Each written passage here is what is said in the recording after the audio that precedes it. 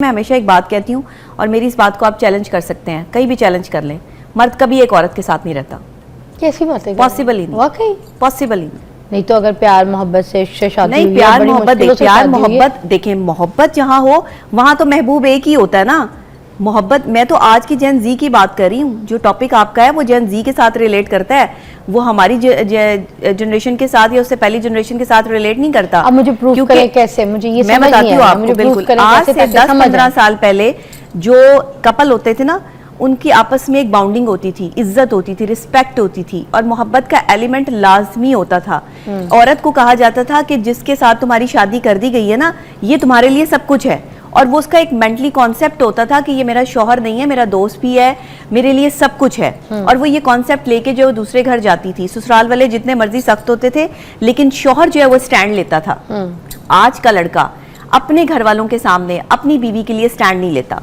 आज की लड़की अपने घर वालों के सामने अगर लड़के के लिए स्टैंड ले भी ले तो वो उसके घर वालों की जो है वो कोई बात बर्दाश्त करने के लिए तैयार नहीं है। इसमें मुझे ये बात समझ नहीं आई कि एक लड़का जो है वो एक औरत के साथ रह ही नहीं सकता। हाँ, नहीं रह बहुत सी सकता। औरतें चाहिए। आज के दौर में तो ये नहीं हो सकता। आज के दौर में तो ये बिल्कुल पॉसिबल नहीं है। शादी के बाद भी उसको जी, शादी के बाद भी वो जो है वो बहुत सारे लोग धोखा दे देते हैं। लव मैरिज करके भी जो है वो अपने माँ बाप की पसंद की शादी की तरफ जो है वो चले जाते हैं। और माँ बाप की अगर ज़्यादा जो है वो उनको प्रेशर हो तो फिर वो अपनी लव मैरिज भी छोड़ देते हैं, उस लड़की की ज़िंदगी बर्बाद कर देते हैं जिसके साथ 8-8, 9-9 साल पुराना जो है वो उन्होंने अपना रिलेशनशिप रखा होता है।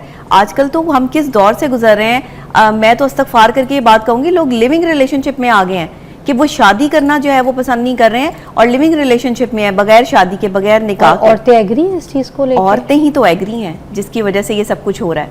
बेसिकली प्रॉब्लम यही आ रहा है। मर्द तो देखें, जब से मर्द को बनाया गया है तब से मर्द के साथ जो है वो एक चीज अटैच कर दी गई है कि मर्द 4 शादियां कर सकता है। अब मर्द 4 शादियां किन कंडीशन में कर सकता है, वो कंडीशन जो है वो मर्दों को नहीं अंदाजा।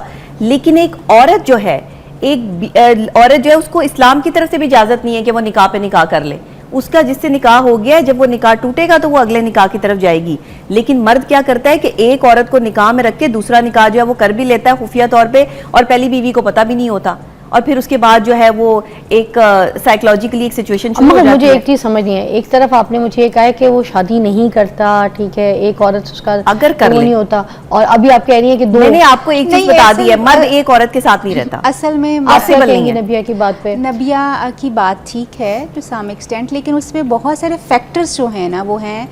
फिजा, आज की बात नहीं, हम जेंजीज के बारे में बात ज़रूर कर सकते हैं कि अभी रिलेशनशिप के डायनामिक्स चेंज हो गए हैं। अच्छा, एक कॉल अटेंड कर लेती हूँ, फिर मैं आपका मौक़िफ़ लूंगी। सैफ की कॉल है। अस्सलाम वालेकुम सैफ।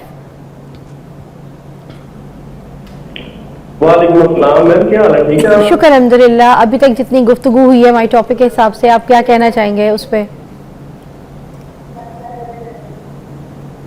पहले नंबर पे तो मैम आपका शो काफी अच्छा है और काफी कंफर्टेबल है फैमिलीज के लिए। बहुत शुक्रिया। तो मैं भी इसको देखता हूँ, मेरी फैमिलीज भी देखती है। शुक्रिया और थैंक यू, आप ये हमारे लिए कर रहे हैं। और दूसरे नंबर पे आपने जो आज लेक्चर ओपन किया हुआ है ना, ये लेक्चर बहुत अच्छे वाला है। तो ऐसे है मैम कि मुझे ना, मैं शादीशुदा मैरिड हूँ। ओके। मेरे 3 बच्चे हैं माशाल्लाह, लेकिन ना एक मुझे ना रॉन्ग नंबर से कॉल आई है। वो लड़की मुझे ना फोर्स कर रही है कि आप मेरे साथ दोस्ती करें, आप मेरे साथ। तो इसके हवाले से मैं आपसे कुछ हेल्प लेना चाहता हूँ कि ये आपके हवाले से इसको कैसे मैनेज किया जाए।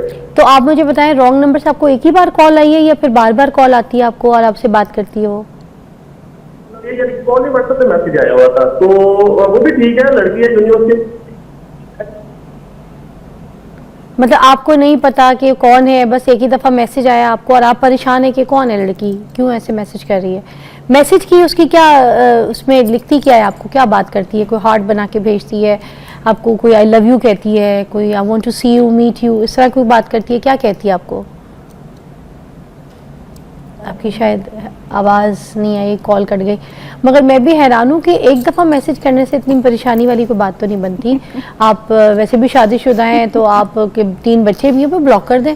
झंग से मिसेस आसिम की कॉल है। अक्सर जो है आपको फेसबुक पे भी आपको इधर उधर मर्द ही औरतें बन के बातें करते हुए नजर आएंगे। अल्लाह करे बिगर नंबर मर्द ही हो, 3 बच्चे आप बिगर नंबर ऑफ मेन जो कि औरतों की डीपीज लगा के औरतें बन के लड़कियों से भी बातें करते हैं और मर्दों से भी बातें करते हैं। औरत को आप इतना ज्यादा खराब नहीं साबित कर सकते। I love you. साइकोलॉजी मर्दों की साइकोलॉजी समझ गए ना वो वाले मर्द कि ये औरत जो है वो जब मैसेज करेगी तो ये लाजमी जो है वो क्रियोसिटी में जाएंगे किसने मैसेज किया। अच्छा, मैंने कहाँ से एक है। और चीज देखी मिसेज आसिम के कॉल में, मगर मैं पहले एक बात क्लियर कर दूं कि ना मैंने देखा है मर्दों को बड़ी खुशी होती है हल्की सी कहीं औरत की कोई बुराई हो जाए ना तो कहते हैं बढ़ चढ़ के हिस्सा लो, पूरा फायदा कर दो, है ना। खैर अब मिसेज आसिम से बात करते हैं। अस्सलाम वालेकुम मिसेज आसिम, कैसी है?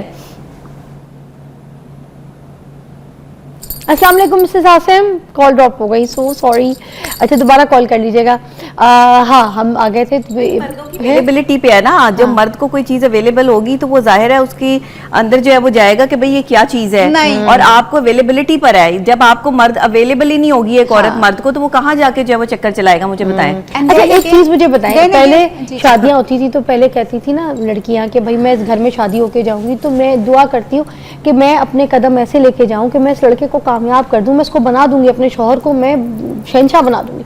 मगर आज की लड़की ये दुआ करती है कि भाई मैं जिसके घर शादी करके जाऊं ना वो पहले से सेट हो, पैसे वाला हो, मेरे पर लाखों रुपए खर्चा करे, मेरे घर नाम मेरे प्रॉपर्टी करे, मुझे गाड़ी दे, मुझे क्रूजर दे, ये दे वो दे, ये लाइफस्टाइल हो मेरा। फर्क नहीं हो गई सोच औरत की? बिल्कुल फ़र्क हो गई है। हम एज इंसान रिलेशनशिप्स की एक्सपेक्टेशंस को भी अब डिफरेंट तरीके से देखते हैं।